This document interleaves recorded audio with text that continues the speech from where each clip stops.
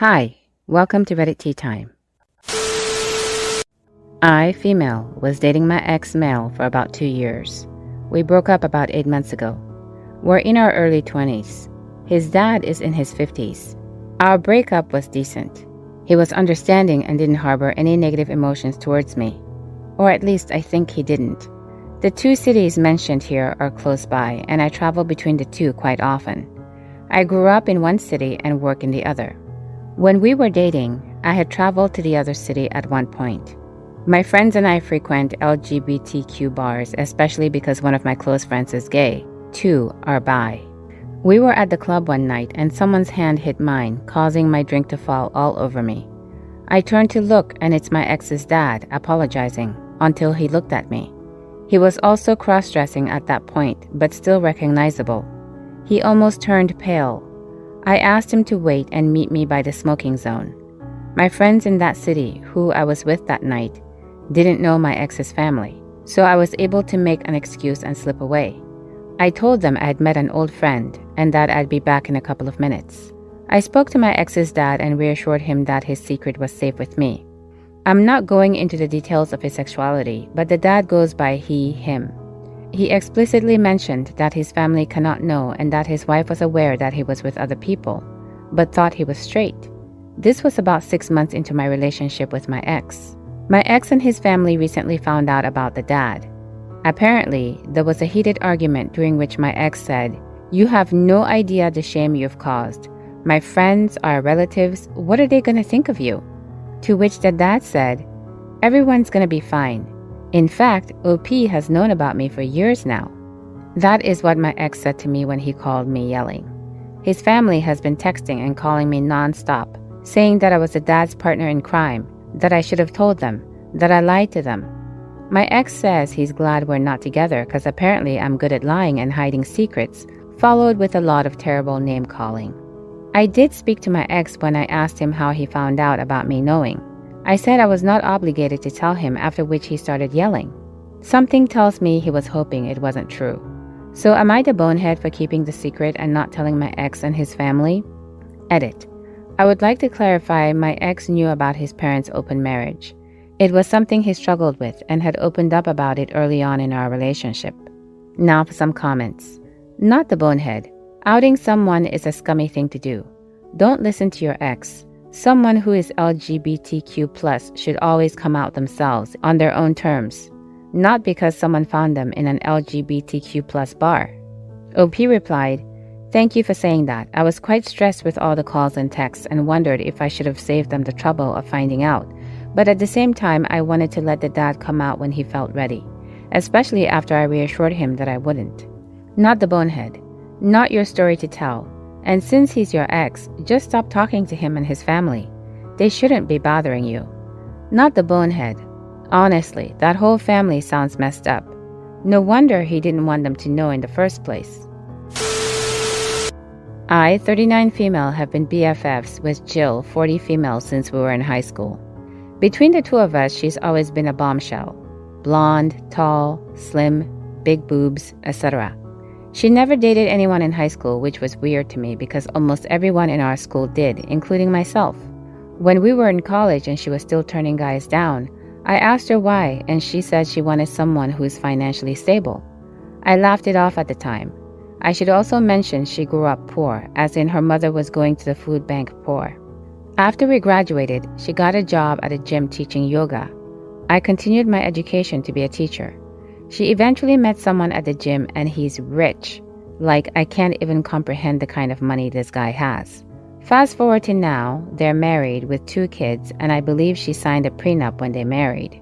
We were out to dinner on the Saturday that just passed with 2 other friends from college and she wanted to go to a very expensive place. Her treat. She does this a lot, flaunts her money, clothes, trips, etc. I always try to smile and ignore it, but it has slowly been bothering me. The dinner was going fine until one of our friends, Amanda, asked Jill what she planned for her birthday.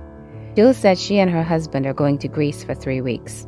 Amanda and Sharon both made comments about how nice and lovely that is, and I kind of scoffed at it. When Jill asked me what was wrong, I admittedly lost it. I told her I'm tired of her flaunting her money at everyone all the time, and everyone knows she only married her husband for money.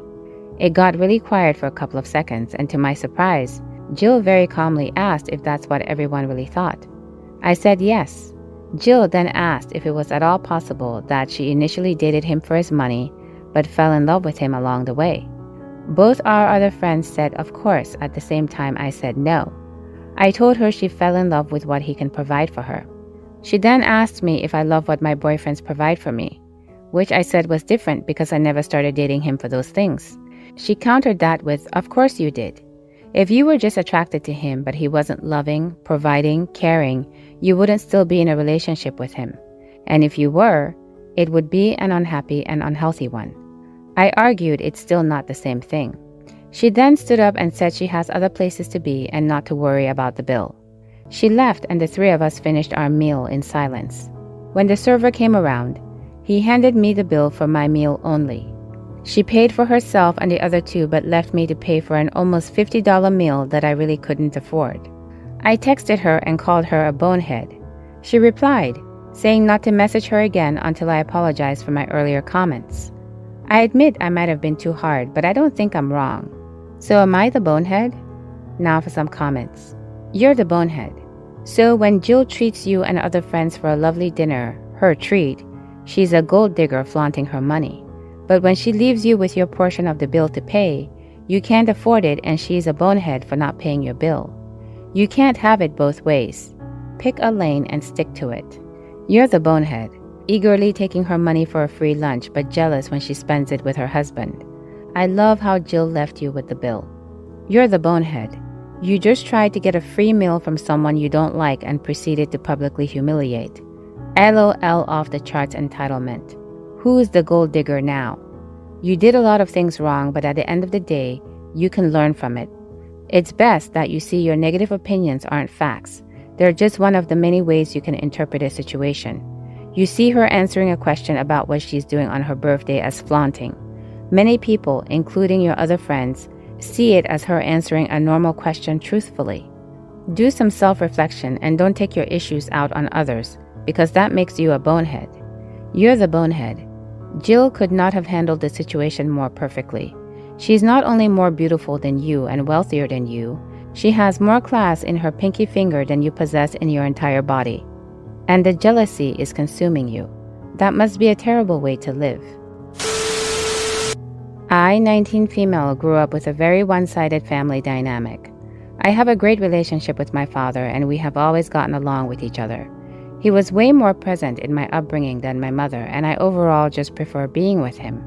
He was always there for me and never prioritized his job over the family. My mother was more focused on her work than being a part of my life, and that has really drawn a wedge between us. I don't hate my mom, but I don't have nearly as close of a connection with her as I have with my father. Her work was always prioritized over my father and I. It felt like my parents weren't even married. My mother recently found out that my father has been having an affair with a coworker of his for the past 2 months. I had no idea about this, so this definitely came as a shock to me. They're getting a divorce, and my mother is planning on moving out of our house soon. My mother told me that I should start packing my stuff so that we can move out as soon as she can sign a lease on an apartment. But to be honest, I don't really want to move out with her, and I'd much rather stay with my father.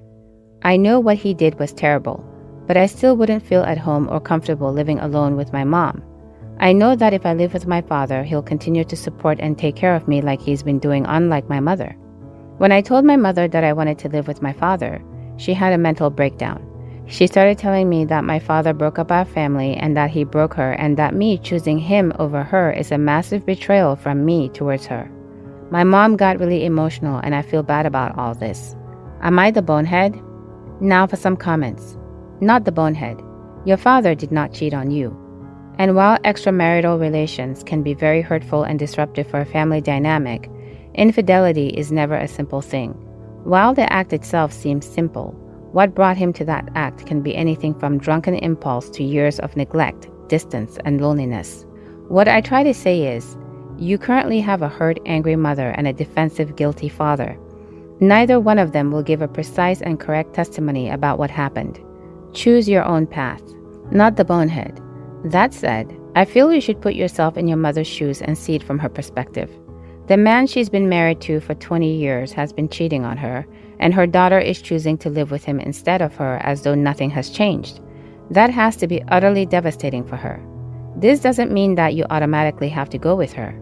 You're in a really tough situation, but at the end of the day, don't forget that it's your dad's actions that put you in this mess, not the bonehead, excluding your father, who is entirely to blame for this situation. It's obviously understandable why your mother's upset, and she's not a bonehead for having those feelings.